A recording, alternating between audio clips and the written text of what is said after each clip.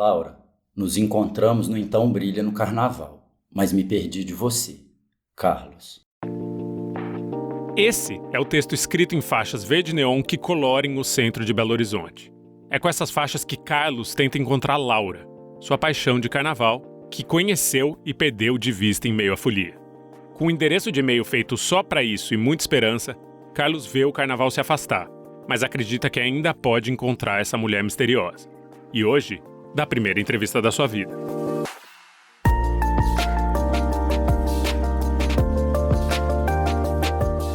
Eu sou Chico Felitti e esse é o Gente, o podcast que mostra pessoas comuns nas situações mais extraordinárias das suas vidas. A gente de hoje é o Carlos, que pendurou faixas pelo centro de Belo Horizonte em busca da Laura, que conheceu e que perdeu durante o carnaval. Eu não sei se eu vou encontrar a Laura. Agora boleto vai continuar vindo. Eu tenho certeza disso. Essa voz que você ouve é do Carlos, só que ao mesmo tempo não é a do Carlos. A gente gravou a entrevista com o Carlos, mas ele pediu para ser interpretado por outra pessoa para ter sua identidade preservada. Então, a gente pegou emprestado a voz do ator Rodrigo Rosado, que vai ler alguns trechos da conversa. Tudo que a gente sabia do Carlos até essa entrevista é que ele tinha estado no Carnaval de Belo Horizonte. Foi na hora do almoço da segunda quarta-feira de março que a gente ficou sabendo quem exatamente era o homem misterioso da faixa. Meu interfone tocou, mas não era o Carlos. Era a produtora Maria Leite chegando para a entrevista. Em 10 minutos, a gente ia ligar para o Carlos, o homem que pendurou as faixas por Belo Horizonte à procura da sua grande paixão de carnaval, a Laura. A busca pelo homem apaixonado nasceu de um post na internet que viralizou pelas terras mineiras. As faixas de Carlos geraram tanta curiosidade no estado que acabaram parando em jornais locais, com manchetes do tipo: Folião apaixonado usa faixa para achar mulher que conheceu no bloco Então Brilha. Laura, cadê você? Folião procura mulher que conheceu em bloco de carnaval. Folião pendura faixa para procurar paquera que conheceu no Então Brilha. Mesmo assim, seu grande esforço ainda não tinha alcançado a Laura. É o que diziam as notícias. Pelo menos ainda não tinha alcançado. Foi aí que a Maria enviou um e-mail para o endereço que estava na faixa. Uns dias depois, o Carlos respondeu, mas negou o convite para um bate-papo. Semanas depois, tinha um e-mail a mais na caixa de entrada da Maria. Era o Carlos. Ele pedia para ser mantido em anonimato, mas procurava pela chance de contar seu lado daquilo que gerou a criação das faixas no Carnaval de 2023. É hora de contar a versão de um homem que se apaixonou no Carnaval, perdeu a pessoa que conquistou e agora espera por um e-mail que possa mudar o desfecho dessa história.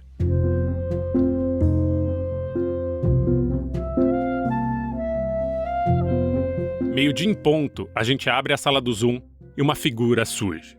Até então, Carlos era apenas um nome flutuando, sem rosto, sem voz. Mas, naquele momento, isso mudou. A tela do notebook é tomada pela imagem de um homem. E esse homem é bonito. E esse homem, além de ser bonito, é carismático. Ele sorri, diz oi e começa a falar.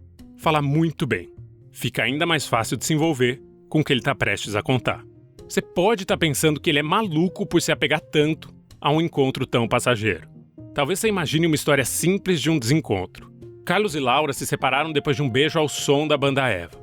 Mas não foi bem isso. Se você seguir escutando, tenho certeza que a história do Carlos vai surpreender. Depois dos devidos cumprimentos, nós vamos ao que interessa. A história de amor, ou desamor, de Carlos e de Laura. Belo Horizonte é uma das grandes capitais da história do Brasil. Hoje em dia, a cidade também abriga uma das maiores festas de carnaval do país. E 2023 era o ano de correr atrás do prejuízo de 2 anos em que a pandemia sugou a alegria do carnaval. Pensando nisso, as festas na cidade duraram quase 3 semanas. O Carnaval de BH começou oficialmente no dia 4 de fevereiro e chegou ao fim só no dia 26. Com 5 milhões de foliões confirmados na capital mineira, a edição foi considerada a maior da história de Belo Horizonte. Foram pelo menos 1.600 eventos carnavalescos, esses só os que foram declarados ao governo. Desses 1.600, 900 eram blocos de rua. E num desses 900 blocos de rua, aconteceu um encontro.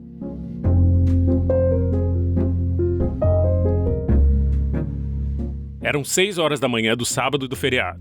Cedo, né? Pois essa é a tradição para os pulantes do bloquinho Então Brilha. Sediado em Belo Horizonte, o bloco nasceu no centro da cidade, que em outros tempos era glorioso e hoje em dia é perigoso. O Então Brilha reúne gente de todos os cantos e começa sua concentração logo no raiar do dia.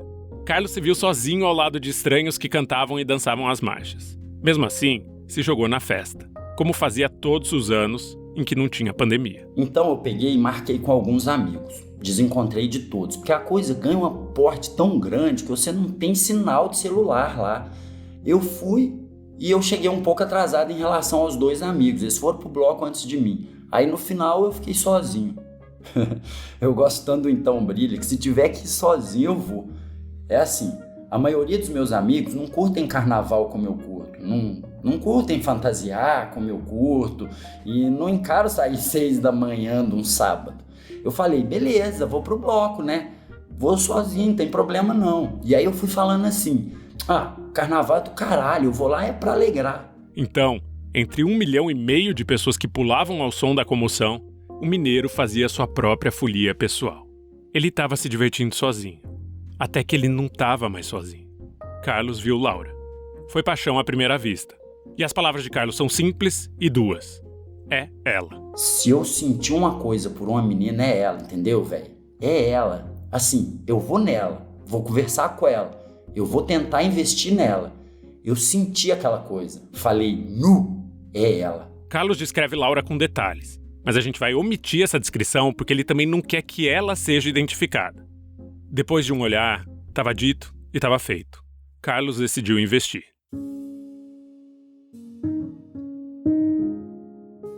O Carlos queria prender a atenção da mulher por quem tinha se apaixonado instantaneamente. Mas a competição era ferrenha. Ele competia com o vai e vem dos corpos pela rua e o caos tomado pela felicidade e a música alta do bloco. Aí que começou a verdadeira aventura. Os olhares se cruzaram em meio à multidão, deram lugar para um sorriso e abriram espaço para uma missão. Carlos queria falar com Laura a qualquer custo. Esse era o seu maior objetivo. Só que, naquele lugar cheio de gente, foi só ele desviar sua atenção por segundos que Laura sumiu do seu campo de visão. Agora, no lugar dela, tinha uma turba de estranhos. Confuso, ele continuou seguindo seu propósito. Ele andou para o lado, bem no canto onde a mulher estava antes, e a enxergou, metros à sua frente. Carlos não queria deixar essa oportunidade escapar. Foi até ela e puxou o assunto. A conversa não foi longa, até porque a gente está falando sobre o maior bloco de carnaval de Belo Horizonte. Mas foi mais do que o suficiente para provar para Carlos que a Laura valia cada um dos seus esforços. Você imagina o seguinte, a gente tá lá no bloco, aí tem uma hora que começa lá, faraó, eu adoro essa porra, velho. Aí eu não quero conversar nem com a Laura, nem com ninguém. Eu quero é cantar o faraó lá, entendeu? A conversa foi basicamente isso. Como é que você chama? Laura. Carlos, tudo bem? Aí a gente anda mais um pouquinho, dança mais um pouquinho. Ela foi muito educada, assim. Ela tem maneiras, assim, sabe? Eu falei, não, eu quero passar o resto do bloco aqui com ela. A gente vai conversando aos poucos e uma hora vai rolar. Se ela me quiser, e é isso aí, sem pressa. No tempo dela, não é? Depois desse encontro, Carlos e Laura seguiram juntos bloco à frente, dançando, cantando e, no meio do tempo, encaixando pequenas conversas. Mas não deu tempo de descobrir muito mais sobre a mulher que o encantou. Como qualquer folião, Carlos de repente foi assolado por uma necessidade. Uma necessidade básica de ir ao banheiro. Andando pelo asfalto lotado, ele viu no canto do bloco uma fila de banheiros químicos e decidiu ir até lá. Mas antes disso, o mineiro pediu para Laura esperar por ele logo ali. Ele já voltaria.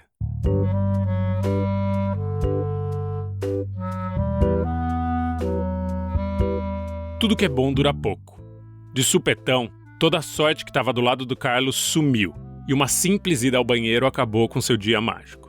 Os deuses do carnaval pareciam ter virado as costas para o Carlos, que sentiu seu mundo revirar. Literalmente.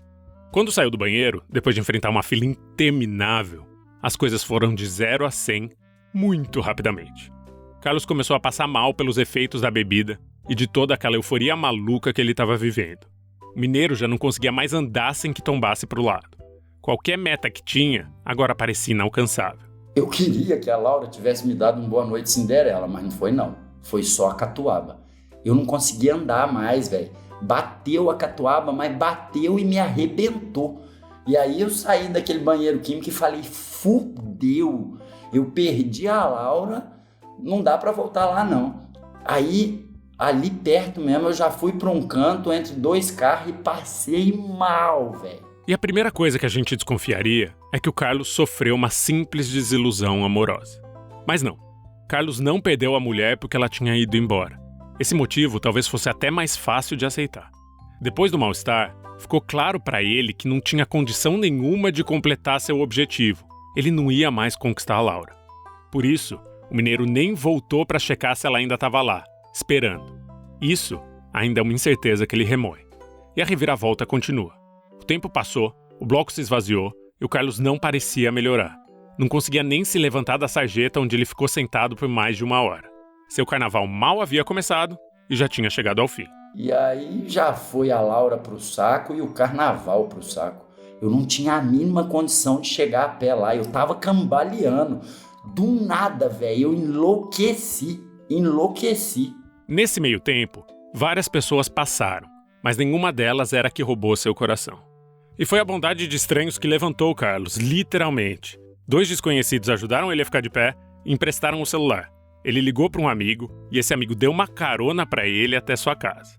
Na casa do amigo, o mal-estar continuava a tomar conta do mineiro, que precisou de um banho e de várias horas antes de conseguir pedir um Uber. A noite já tinha invadido o cenário de Belo Horizonte, mas Carlos ainda não podia ir para o conforto do seu lar. Ele ainda tinha mais uma parada para fazer, buscar o seu carro que tinha deixado perto do bloco. E o carro estava lá esperando o Carlos, só que a rebordosa ainda estava esperando também. E ele foi passando mal, do bloco até sua casa. Assim como o enjoo de Carlos, essa história parece não ter fim. O homem ficou o resto da noite se sentindo mal enquanto pensava no que tinha acontecido no primeiro dia de carnaval. Foi tudo muito rápido. A mudança de sensações foi muito súbita.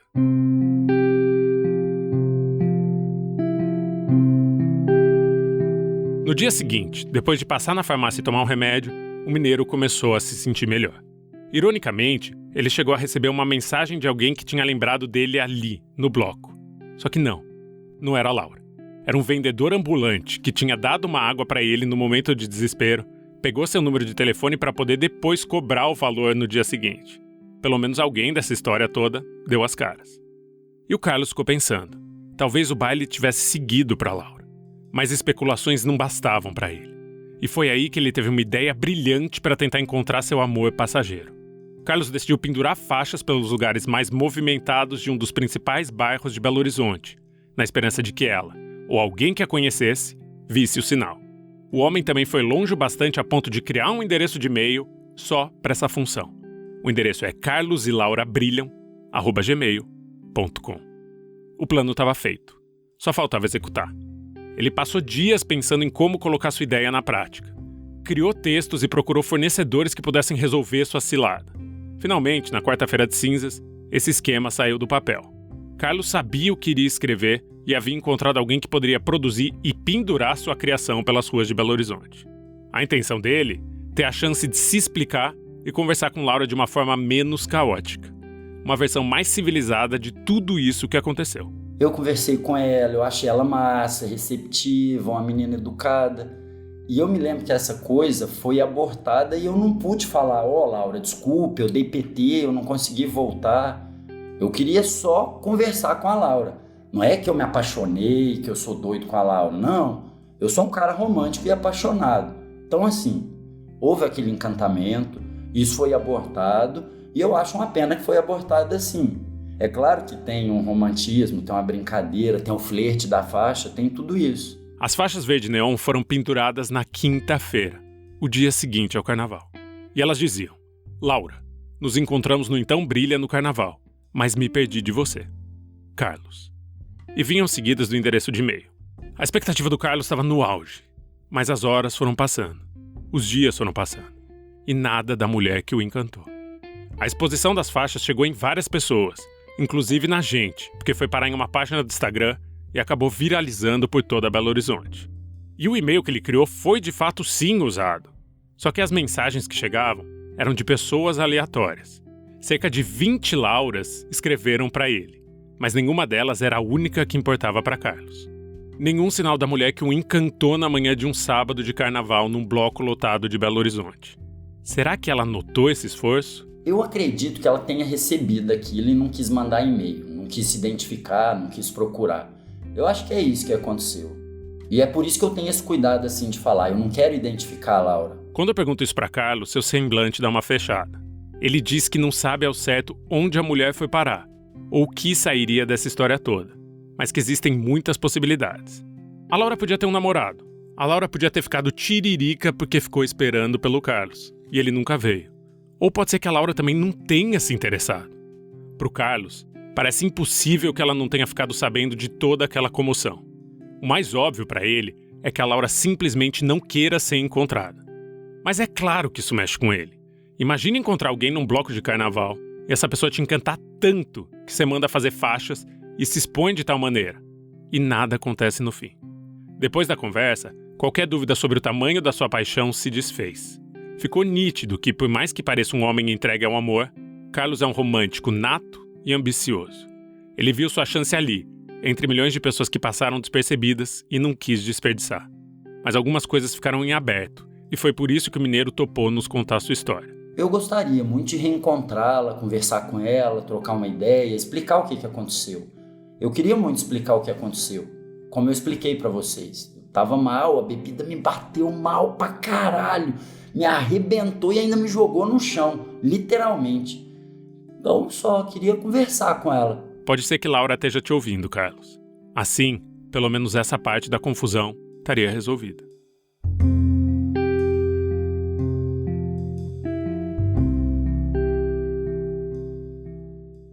Carlos, esse anônimo de BH, procura uma chance de esclarecer o infeliz desfecho do seu carnaval. Esse é um segredo de duas pessoas que se esbarraram e nunca mais tiveram contato. Para todos, Carlos é alguém que colocou a faixa e que ninguém sabe quem é. Ninguém jamais vai saber. Com exceção, é claro, da pessoa procurada por ele. Isso vai ser deles para sempre. Quem sabe Laura e Carlos ainda não se encontram. Talvez mais para frente. E daí, talvez o mistério se resolva e o peso nas costas desse mineiro apaixonado fique mais leve.